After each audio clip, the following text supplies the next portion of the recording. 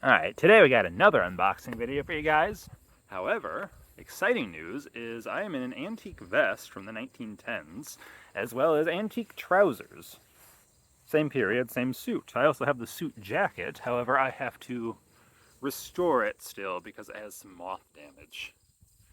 Hat itself would be early 30s, because that company Knox went out of business then. The glasses, also 30s.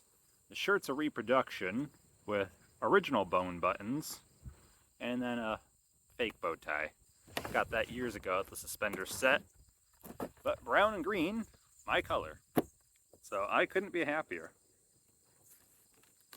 Now, another thing that should make us happy is how convenient we have it today when it comes to shipping. A lot of people get impatient because their package takes a week to get in or whatever. This one took me a month to get it from Africa. This came from Mauritania. The particular piece in here is from the Inchiri region there. Not quite sub-Saharan Africa, but near that band.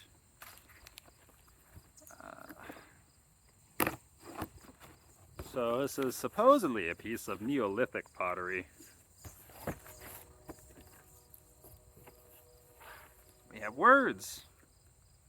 It's in French. It says, I don't know what coulis is, but I can read condiments and sugar in French. And the same thing here. And interestingly, it looks like they brought me some condiments, like some sugar. Now, I'm all for recycled packaging, so this, for keeping the pot safe, is just fine with me. A lot of people will get angry saying, oh, you filled my box with garbage. Well, guess what? We fill our landfills with garbage. I know in France, and assuming in Mauritania, a comma is actually like our decimal, so no, that wasn't $50,000 for these eggs. Yeah, has the word oafs in it. I'm not sure what boit du oafs is, but I don't speak French.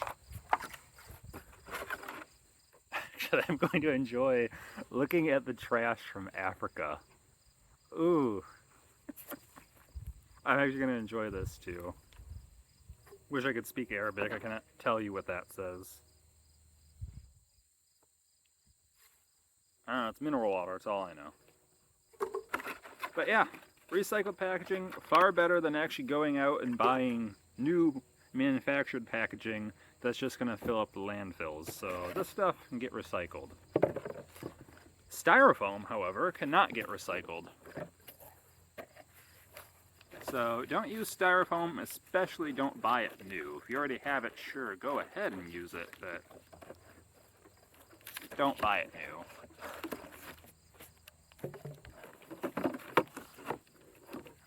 Feels like a bowling ball.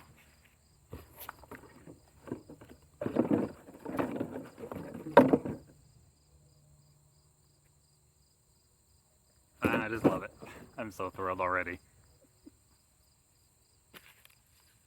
So I don't know much about African pottery. All I can do is look to see if it's genuine, you know? But even then, they're claiming it's 3,000 years old. I think it could be as new as 1,000 years old. It's kind of hard to tell. It's not like they did a thermoluminescence test on it. Just tilt that camera down so you guys can see it.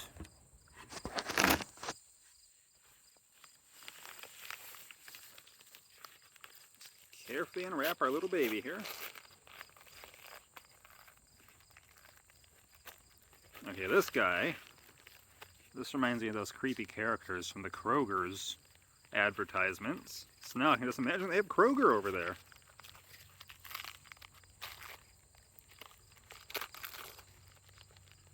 Now personally, I would have liked to have seen some bubble wrap around it amid all that plastic, because this is large plastic. So the thing can shift around in there and get closer to the edge of the box, where the box will then get slammed and the piece will explode. I was kind of half expecting this to arrive and shake it like I have before, and it's like, uh-oh. Now, it's been a long time since I've ordered anything outside of Europe, because during COVID, everything kind of, well, all my sellers kind of disappeared.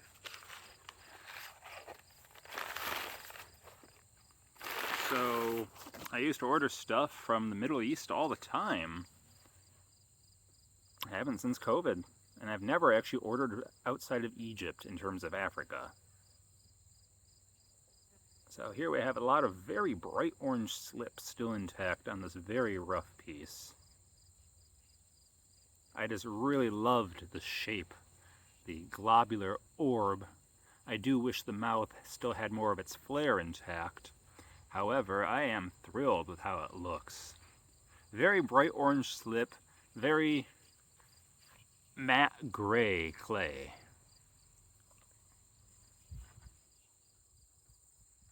See, we have some blackening from being pit fired. If it wasn't for how almost fossilized this rim looks, if it wasn't so heavily weathered, you'd probably be able to see some blackening in there, but the ground has sucked away any of the charcoal. Now, I know you can't tell because it's acting like a concealer, but my hand is starting to turn orange. So this pot is still shedding. It's probably delaminating. It's actually going to be a bit of a struggle with this one because I live in a humid environment and this came from a desert. So this pot is not used to humidity, and humidity can cause calcium salts to bloom. And when they bloom, because they're being drawn towards the source of moisture, the air, they force their way through the fibers of the clay. And when that happens, well, something has to give. And unfortunately, it's usually the fibers of the clay. You can't deny those calcium salts. They will find a way out.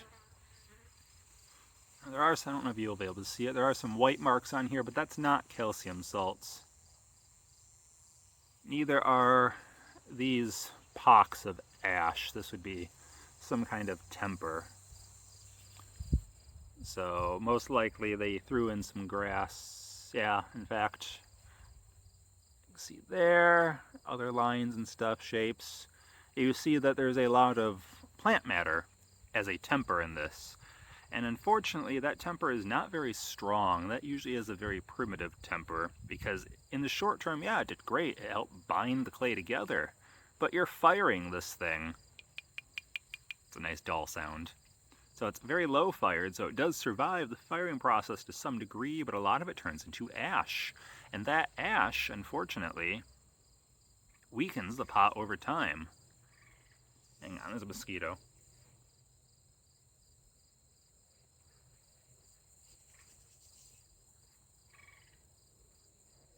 Okay, anyway. The ash weakens the pot over time. And another one, I think. No, maybe not. Maybe I'm just crazy. I don't know. I am crazy, actually. I mean, look at me. I'm dressed in an antique suit. Well, not the jacket itself, but you know what I mean. Anyway, so ADHD coming out. So that ash, the surface is weakened. Those bonds are getting weaker with time because it's just plant matter and plants rot. So these pots become incredibly fragile. And that's what we're seeing here. A lot of surface delamination. So this one really shouldn't be handling it because my hands are starting to turn orange. And no, I'm not part Oompa Loompa. Now, the fact that the inside of this spout, this mouth, has been burnished, it's been polished, that tells me that most likely they tried doing the same thing with the inside when they are constructing it. Now, I don't have a bright light out here and I am in the shade. So the fact that that's burnished, it's polished, makes me believe that this was some sort of liquid storage jar. Possibly for water, it's kind of small. However, I have seen similar examples both in like the desert southwest for Native Americans, plus other African cultures. Now, I don't know much about the Inchiri region. It's very hard to research that. But most likely this was a pot, a vessel for water storage. Now, it's a round bottom, so it sat on the sand. It's possible that this was a cooking pot of some type. However, it's a very small mouth.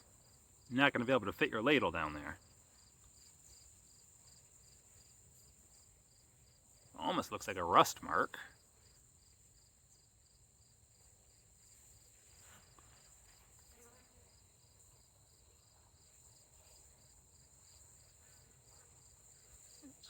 carefully cradle this baby as I show you guys and get attacked by a fly who apparently decided to like the pot because he's not leaving.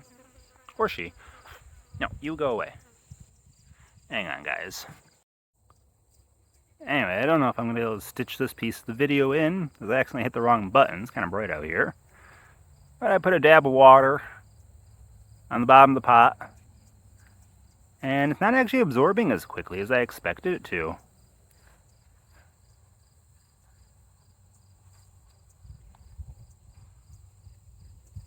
The scent of the pot doesn't change much either between wet or dry.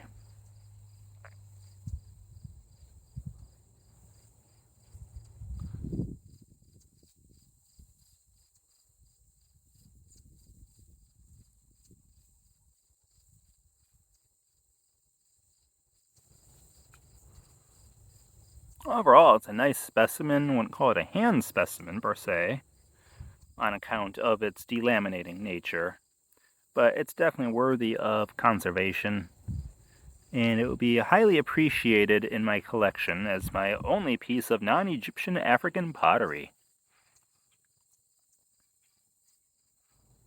Obviously, there's a huge geographical difference between the region of Africa's like sub-Saharan cultures and more like Egypt and Ethiopia.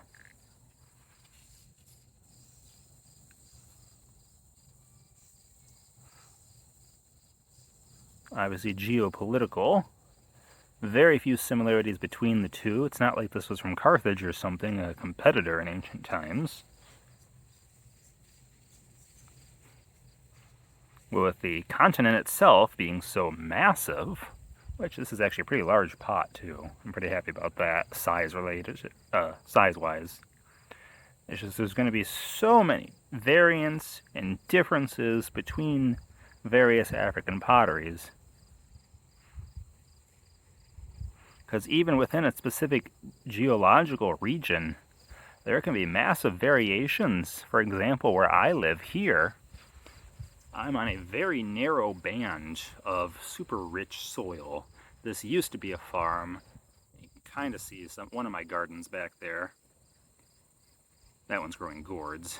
One over there is corn and stuff like that. But anyway, very narrow band of super rich soil here. So our soil in this little geographical region is unlike anything a mile south or a mile north. So you can get the same thing happening within any region of Africa too, even within a small country. This one came from Mauritania. It's a rather large country. Actually, like a hole almost going right through the vessel. Oh, no, it does go right through the vessel. I can just barely see beyond that rim.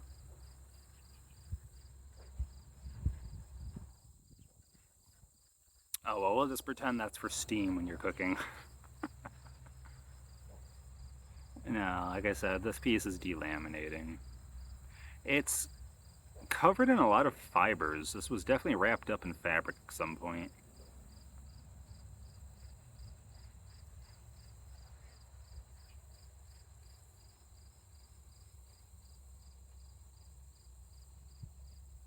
Let's do a final close-up. The orange and green go pretty well together, I think.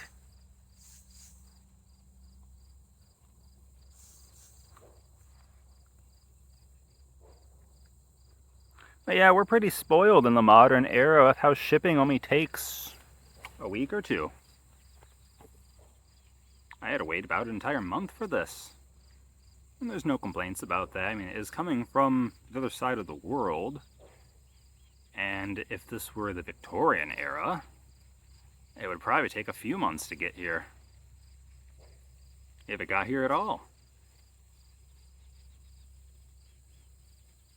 I mean, the steamship could have sunk, could have blown up.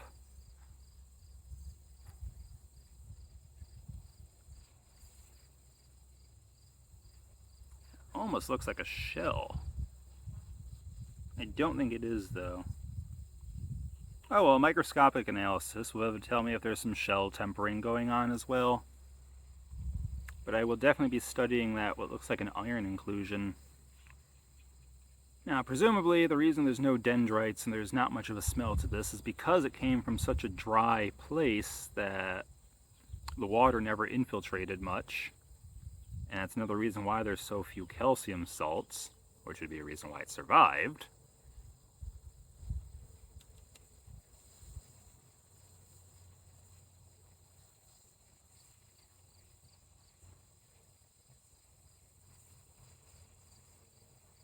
Actually, the calcium salts there are look to be gray. I don't like all these green fibers all over it, though. They're almost minty green, like arsenic green in antique wallpaper. It's going to take some cleaning. It's also going to have to go in its own little glass box to seal it properly, because this one definitely should not be exposed to humidity, and it's pretty humid out here.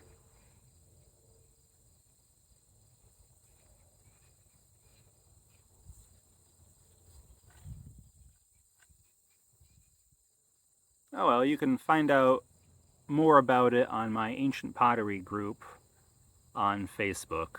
It's Ancient Pottery Discussion and Identification Group. The only one of its type and also the largest. Just make sure you answer those join questions, because if you don't answer those 3 questions, you're not getting in. So many people ignore the questions, and yeah, they might seem dumb, like what's your favorite number? Well, if you don't answer it, how do I know you're not a robot? I don't want spam bots in my group. Now, there's no sales allowed, so no buying ancient pottery and no selling it there. It's just pure education and discussion. So if you want to join, it's on Facebook.